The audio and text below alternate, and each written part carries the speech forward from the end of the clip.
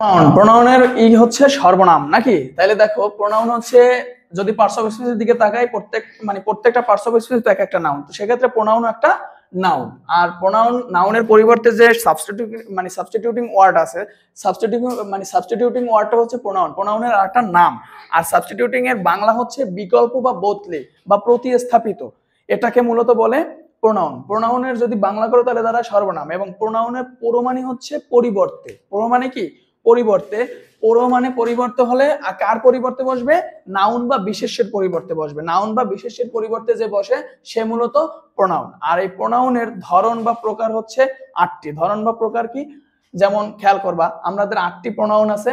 8টি প্রোনাউনের মধ্যে প্রথমে আছে যেমন পার্সোনাল প্রোনাউন, তারপরে আছে রিফ্লেক্সিভ এমফ্যাটিক প্রোনাউন, তারপরে indefinite pronoun, reflexive pronoun, demonstrative pronoun, interrogative pronoun, distributive pronoun, reciprocal pronoun. এই মূলত 8টি প্রোনাউন আমরা পাই বেসিক্যালি। এখন এই 8টি প্রোনাউন পাওয়ার ক্ষেত্রে আমাদের এই 8টি প্রোনাউনের আবার কিন্তু নির্দিষ্ট বিভিন্ন ব্যবহারও আছে। কিন্তু সেক্ষেত্রে মনে রাখতে হইবে যে কোনটা কোন ধরনের প্রোনাউন। এই জন্য মূলত এই চার্ট বা ছকটা আমার আঁকা। এখানে কিন্তু 8 প্রকারেরই এক্সাম্পল সহকারে দেওয়া আছে। যদি আমি পার্সোনাল প্রোনাউনের দিকে তাকাই, যেমন পার্সোনাল প্রোনাউনের মধ্যে যেমন আছে কি I, me, my, mine, we, us, our, ours, you, thee, your, yours, he, him, his, she, her, hers, they, them, their, there's.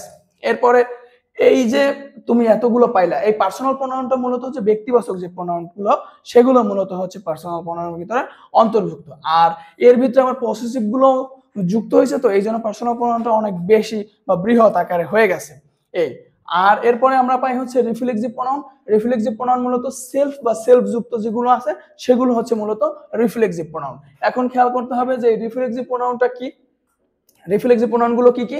যেমন মাই সেলফ আছে, আওয়ার সেলফ আছে, ইয়োর সেলফ আছে, ইয়োর সেলফ আছে, হিম self আছে, her self আছে, ইট self আছে, them self আছে।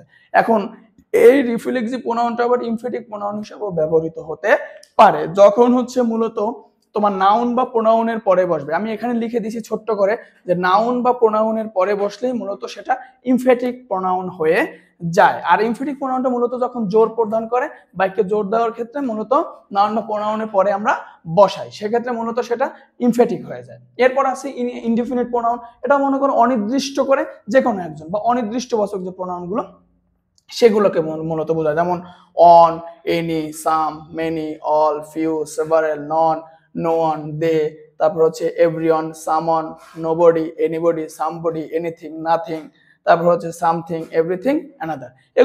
এগুলো মূলত হচ্ছে ইনডিফিনিট প্রোনাউন আর অনির্দিষ্ট বাচক, যেগুলো মনে করো যে কি করবে, অনির্দিষ্ট করে যে কোনো একজনকে বোঝাবে। এরপর হচ্ছে রিলেটিভ প্রোনাউন। রিলেটিভ প্রোনাউনের মধ্যে যেমন সম্বন্ধবাচক প্রোনাউনগুলোর মধ্যে কি কি আছে, যেমন what, which, who, whom, whose, that, as, such, as, but, whoever, whatever, whichever. আবার একটু বলি, রিলেটিভ প্রোনাউনের মধ্যে আছে যেমন হচ্ছে what, which, who, whom, whose, that, as, but, whoever, whatever, whichever. এগুলো মূলত হচ্ছে রিলেটিভ প্রোনাউন। আর ডেমনস্ট্রেটিভ প্রোনাউনটা হচ্ছে যেমন কি দেখো, this, this, that, those, it, so, such, the same, now. এগুলো হচ্ছে ডেমনস্ট্রেটিভ প্রোনাউন। আবার একটু বলি ডেমনস্ট্রেটিভ প্রোনাউনটা কি, this, this, that, those, it, so, such, the, same, আর হচ্ছে নাও। এরপরে আমি যদি একটু খেয়াল করি ইন্টারোগেটিভ প্রোনাউন, যেমন what, which, who, whom, whose, এগুলো হচ্ছে ইন্টারোগেটিভ প্রোনাউন। আর ডিস্ট্রিবিউটিভ প্রোনাউন হচ্ছে ইজ, এভরি, আইদার, নাইদার। এগুলো মূলত ডিস্ট্রিবিউটিভ প্রোনাউন। ঠিক আছে। এরপরে ডিস্ট্রিবিউটিভ প্রোনাউনটা আবার একটু খেয়াল করি যে each, every, either, neither. Each, every, either, neither. আর হচ্ছে রিসিপ্রোকাল প্রোনাউন হচ্ছে ইচ, আদার, অনাদার। আসলে মূলত এখানে প্রোনাউনের ছকটা আমি দিয়ে দিছি যে কোনটা কোন ধরনের প্রোনাউন, এই ছকটার দিকে তাকাইলে আমরা বুঝতে পারবো যে এইটা এই ধরনের প্রোনাউন।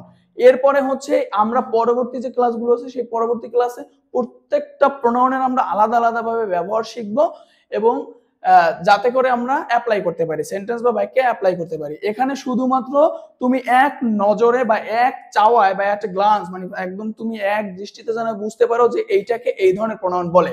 আমাদের যে প্রোনাউন 8 প্রকার আছে সেই 8 প্রকার আমি একদম সুন্দরভাবে এই বক্সটাতে মানে দিয়ে দিয়েছি যে যাতে তুমি বুঝতে পারো এইটা এই ধরনের প্রোনাউন। যেমন আমি যদি তোমাকে কোশ্চেন করি যে দেয়ার কোন ধরনের প্রোনাউন, তাহলে তুমি সাথে সাথে বলতে পারো দেয়ার হচ্ছে পার্সোনাল প্রোনাউন।